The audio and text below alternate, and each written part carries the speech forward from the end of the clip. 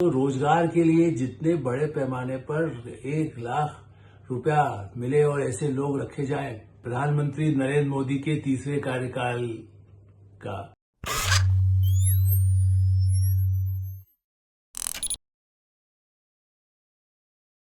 नमस्कार, मैं हूं आलोक मेहता। HSI में आपका स्वागत है। हमारा अनुरोध है कि आप HSI देखें, लाइक करें, सब्सक्राइब करें, अपने मित्रों को, ग्रुप्स को फॉरवर्ड करें, ताकि अधिकाधिक लोगों तक हमारी बात पहुंचे, सही तथ्य भी सामने आए, विश्लेषण हमारा जो प्रयास रहता है और उसमें आपकी जो राय हो, मित्रों की राय हो, उससे भी हमें अवश्य अवगत कराएं। आपका सहयोग हमारे लिए सबसे बड़ी शक्ति है, सबसे बड़ा समर्थन है। सहमति हो, असहमति हो, हमेशा आपकी राय सिर माथे। आपने गीत सुना है, पुराना गीत है वैसे, हम पूरब वाले हैं, पूरब जान की कीमत जानते हैं, हम पूरब वाले हैं, हर जान की कीमत जानते हैं। ये गीत बहुत पुराना हो गया, नई पीढ़ी शायद नहीं सुनती, लेकिन इस समय देश में पूरब की आवाज बहुत जोरदार सुनाई दी। आम बजट पेश हुआ, आप कहेंगे गीत क्यों सुनाया? देश का एक महत्वपूर्ण माने प्रधानमंत्री नरेंद्र मोदी के तीसरे कार्यकाल का, वो भी एक ऐतिहासिक है कि लगातार वो तीसरी बार जिस तरह से बन रहे नया इतिहास भारत का या विश्व में भी कम ऐसे राष्ट्र नेता रहे हैं जो लगातार इस तरह के, जो लोकतांत्रिक देशों में खास करके, एक दो अपवाद छोड़ दे मिसेस थैचर वगैरह का, अन्यथा अमेरिका में या दूसरे किसी देश में तो ज्यादा इतने समय रहते नहीं है। लेकिन उसी तरह से वित्त मंत्री निर्मला सीतारमण ने तो भारत में रिकॉर्ड तोड़ दिया आजादी के बाद का। क्रेडिट तो प्रधानमंत्री नरेंद्र मोदी को जाएगी, क्योंकि वो राजनीतिक नहीं रही हैं। निर्मला सीतारमण किसी तरह की घमासान वाली राजनीति में, जोड़ तोड़ वाली राजनीति में, दलगत राजनीति के कीचड़ से निकले नहीं। आई पार्टी की जरूर है, भारतीय जनता पार्टी में शामिल हुई और उसके बाद जिस तरह से उनको आगे बढ़ने का अवसर मिला, काम करने का अवसर मिला, तो लोगों को आश्चर्य होगा। 7वीं बार निरंतर बजट पेश करने वाली एकमात्र देश की वित्त मंत्री निर्मला सीतारमण। दक्षिण भारत की है, वैसे जवाहरलाल नेहरू विश्वविद्यालय में पढ़ाया, शिक्षा किया, लेकिन है तो हमसे ही देखिए, हिंदी बोल लेती हैं, अच्छा ठीक ठाक बोलती है।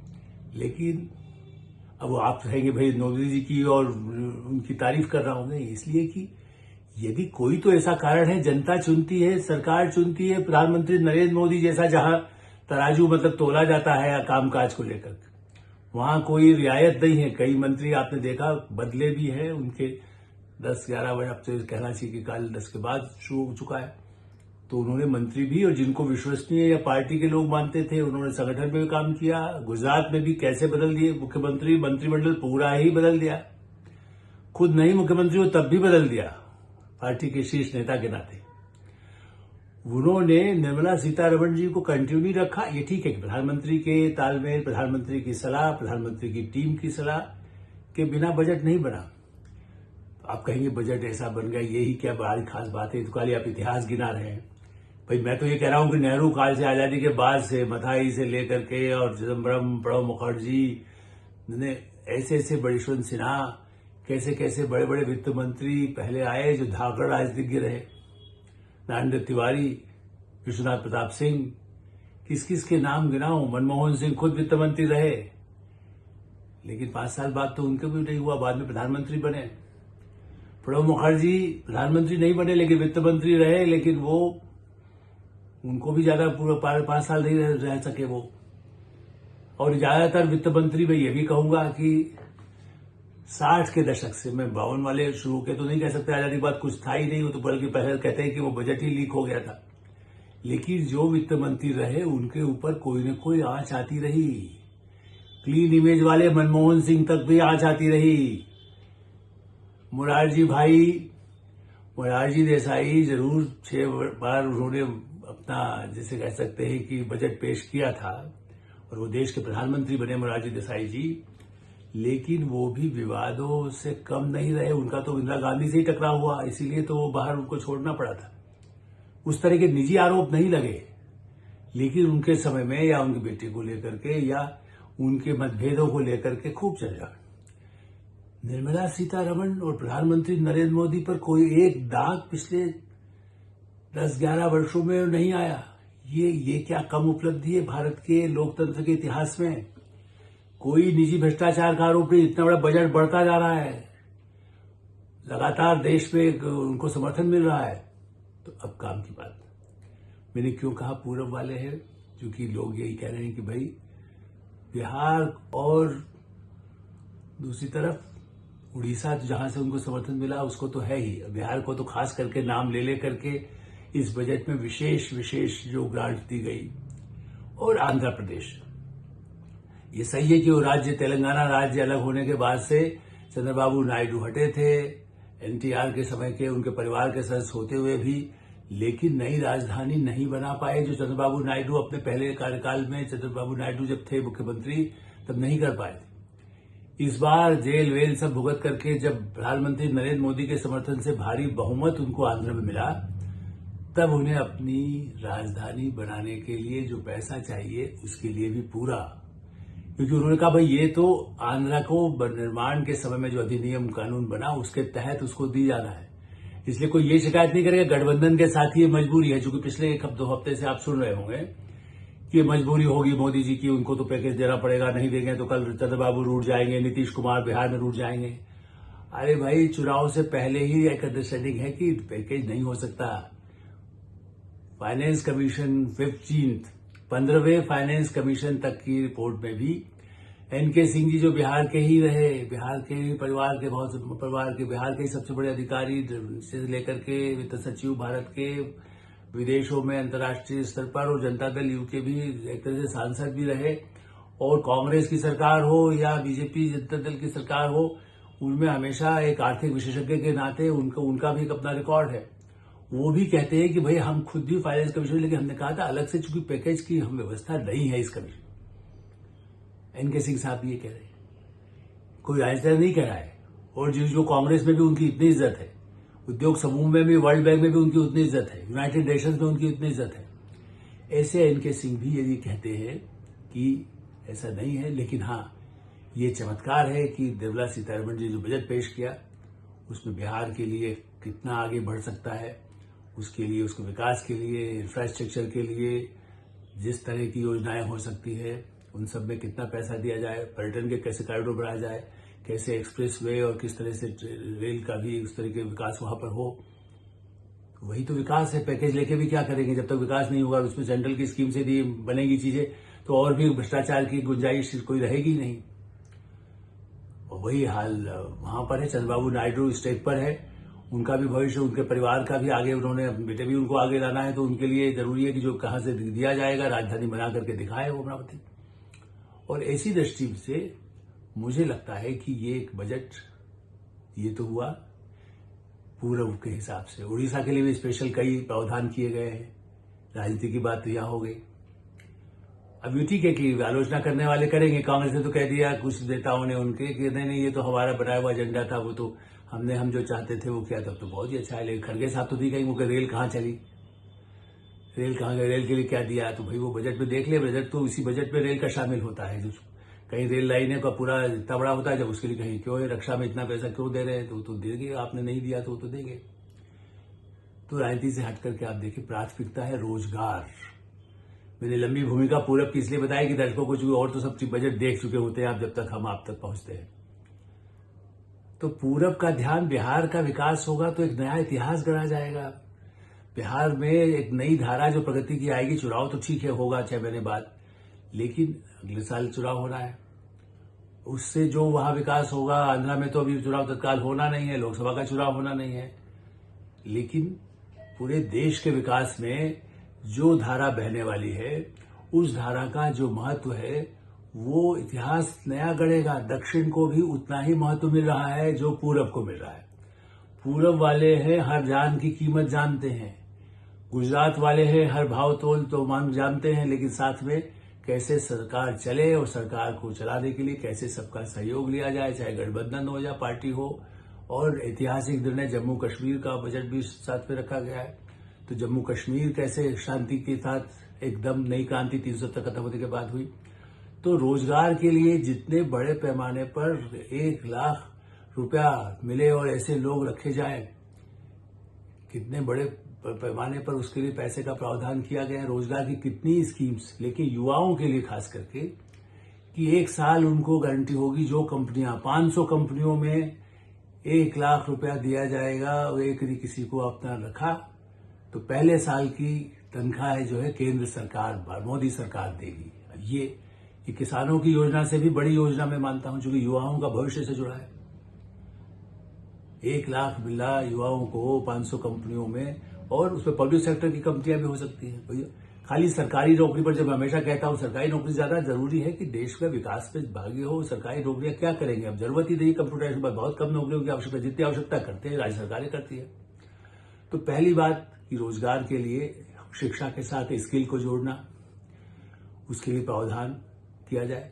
लेकिन उससे भी बड़ा सबसे अधिक प्राथमिकता यदि रोजगार के लिए दी गई तो कृषि के लिए 1.52 समझिए आप लाख करोड़, 1.52 लाख करोड़ कितना होगा आप अंदाज लगा लीजिए।